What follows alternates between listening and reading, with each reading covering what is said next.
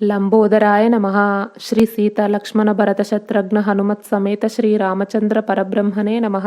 తారాని ఆధ్యాత్మిక ఛానల్కి మీ అందరికీ స్వాగతం.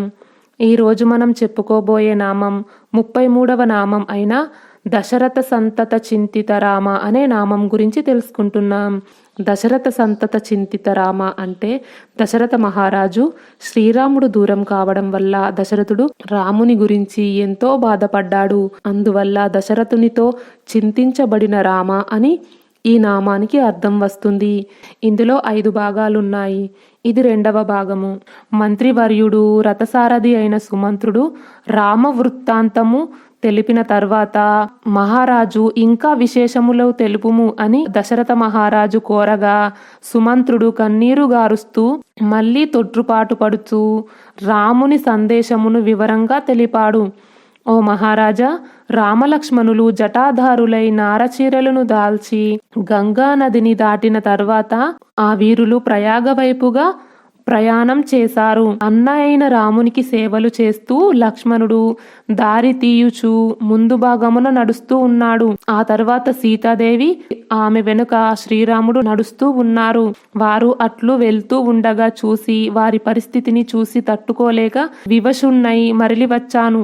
శ్రీరాముడు అట్లా వనములకు వెళ్ళిన తర్వాత నేను ఆ ఇరువురు రాజకుమారులను అంజలి ఘటించి దుస్సహమైన వారి ఎడబాటు బాధను దిగమింగుకుంటూ ఎట్టకేలకు రథమునెక్కి నగరము వైపు అశ్వములను మరల్చి తిని. కాని ఆ గుర్రములు శ్రీరామునిపై గల ఇష్టం వల్ల దుఃఖముతో బాధతో వేడికన్నీరు కారుస్తూ నా మాట వినలేకపోయాయి.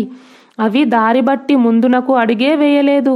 శ్రీరాముడు తనతో కూడి ఉండటానికి నన్ను వనచారుల ద్వారా ఆహ్వానించునేమో అని ఆశతో నేను గుహునితో కూడి అక్కడ శృంగిబేరపురమున కొన్ని దినములు ఉన్నాను.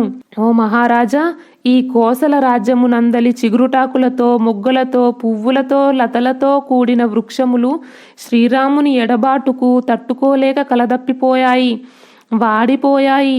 రాముని విరహ బాధకు లోనై నదులు, చిన్న చిన్న గుంటలు, పెద్ద సరస్సులు మొదలైన వాటిలోని జలములు బాగా వేడెక్కాయి. వనములలోని ఉపవనములలోని ఆకులన్నీ ఎండిపోయాయి.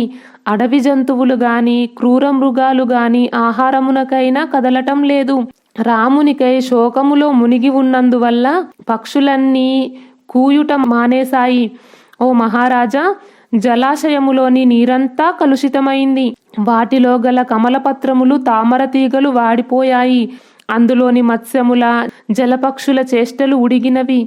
జలములలోని పుష్పములు కమలములు స్థలములపై పుట్టి పెరిగిన మొక్కల పంక్తులు ఫలములు ఎప్పటి వలె సువాసనలు వెదజల్లుటలేదు. ఓ మహారాజా, ఇక్కడి ఉద్యానవనములలో జనసంచారమే లేదు. ఇందులోని చిలకలు, గోరువంకలు, కోకిలలు మొదలైన పక్షులన్నీ ఆకులలో అణిగి ఉన్నాయి. ఉద్యానవనములన్నీయు ఎప్పటి వలె కలకలలాడటం లేదు. తిరిగి అయోధ్యలో ప్రవేశించేటప్పుడు రథమున ఒంటరిగా ఉన్న నన్ను జనులు పలకరించనే లేదు. శ్రీరాముని దర్శన భాగ్యము లేక వారు మాటిమాటికి నిట్టూర్పులు విడిచారు.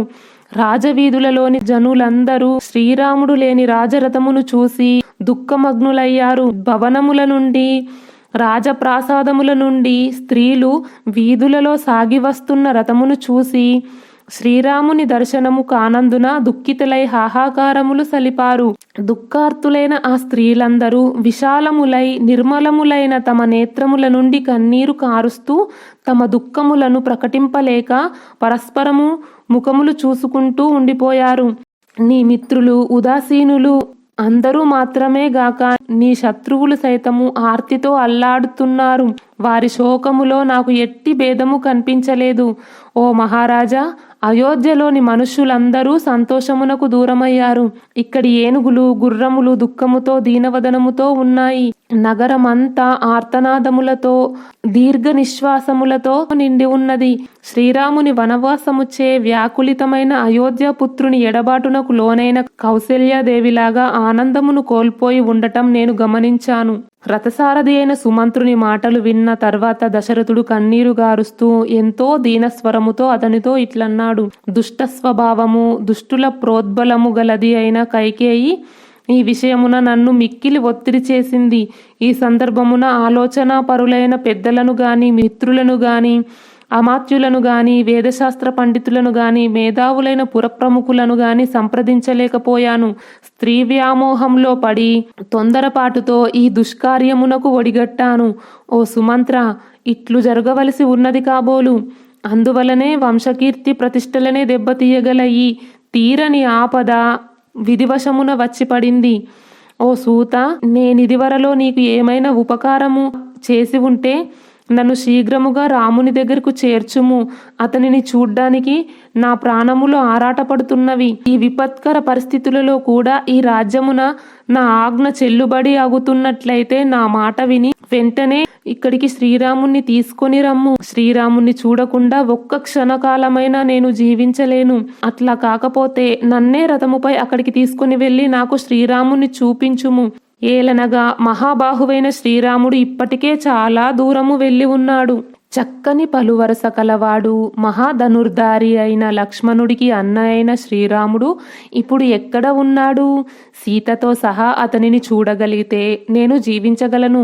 ఎర్రని జీరలతో కూడిన కన్నులు కలవాడు, ఆజాను బాహువు, మణికుండలమును ధరించినవాడు అయిన శ్రీరాముని చూడలేకపోతే నేను అసువులు కోల్పోవటం తథ్యం. ఇలాంటి అవస్థకు గురై ఆపన్నుడనై ఉన్న నేను ఇప్పుడు ఇక్ష్వాకు వంశోద్భవుడైన శ్రీరాముని చూడడానికి నోచుకోకపోతే ఇంతకంటే దుఃఖకరమైనదేమైనా ఉంటుందా? ఓ రామ, ఓ సీతా సాధ్వి, ఓ లక్ష్మణ, నేను ఇక్కడ దుఃఖమున మునిగి దిక్కులేని వాని వలె మరణిస్తున్న విషయము మీకు తెలియదు కదా.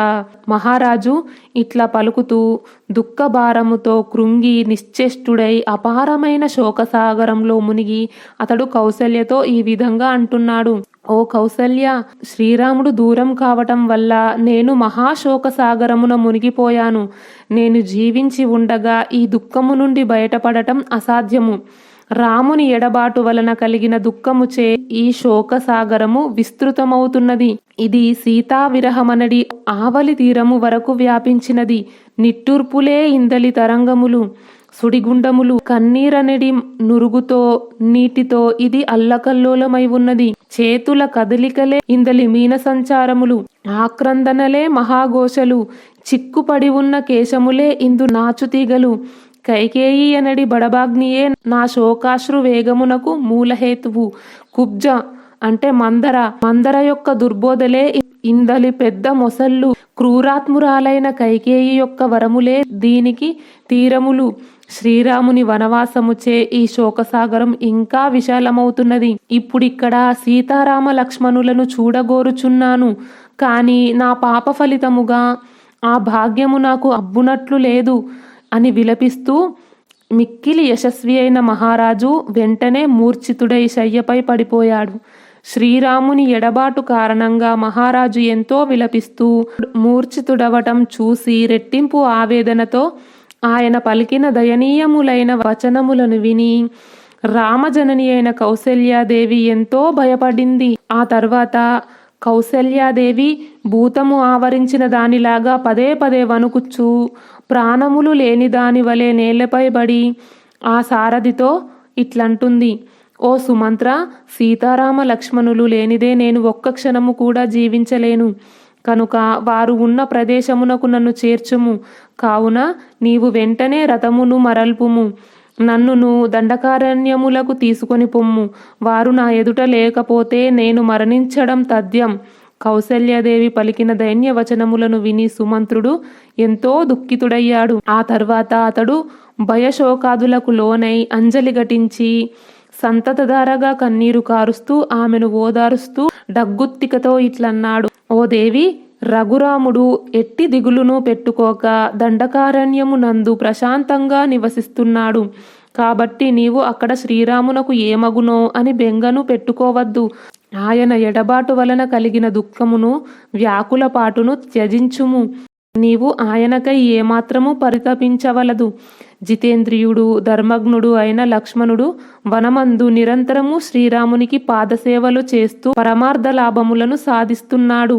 సీతాదేవి ఎల్లప్పుడూ తన మనస్సును శ్రీరాముని అందే లగ్నం చేస్తుంది. కాబట్టి ఆమె నిర్జనారణ్యమున ఉన్నప్పటికీ అంతఃపురమునందువలే నిర్భయంగా మసలుకుంటూ శ్రీరాముని ప్రేమానురాగములను పొందుతున్నది. సీతాదేవిలో వనవాసపరమైన దైన్యము ఏమాత్రము కనబడలేదు. పైగా వనవాసమునకు అలవాటు పడిన వారిలాగా ఆమె నిశ్చింతగా ఉన్నది. ఆమె ఇదివరలో నగరోద్యానవనములో హాయిగా సంచరించిన విధముగానే ఇప్పుడు జనసంచారమే లేని అడవుల యందు కూడా సంతోషంగానే ఉన్నది. పున్నమి నాటి చంద్రునిలాగా ఆహ్లాదకరమైన ముఖ వికాసము గల సీతా మహాసాధ్వి తన మనస్సును రాముని అందే నిలిపి ఆ నిర్జనారణ్యములలో కూడా ఒక బాలిక వలె దైన్యమునకు తావియక హాయిగా ఆనందిస్తున్నది. సీతాదేవి హృదయం శ్రీరాముని అందే నిమగ్నమై ఉన్నది.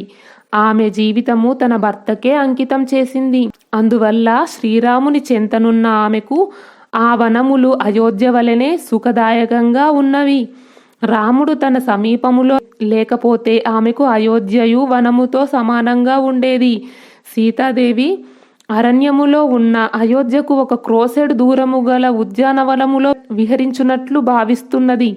ఇంకా ఆమె తన మార్గమున కనబడిన గ్రామములు నగరములు వివిధములైన వృక్షములు మిగిలిన వాటిని గురించి శ్రీరాముని గాని లక్ష్మణుని గాని ఉత్సాహముతో అడిగి తెలుసుకుంటున్నది.